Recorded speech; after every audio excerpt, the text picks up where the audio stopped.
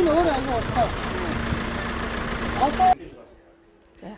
Өнөөдөр Төв-Шуутангийн уулзалт 2 автомашин мөргөлдөж, нэг нь бол онхолцсон байж байгаа. Энэ талаар одоо буруу ташаа мэдээллийг бол сайтуудаар одоо тэтгэл зариатайгаа өгч байгаа.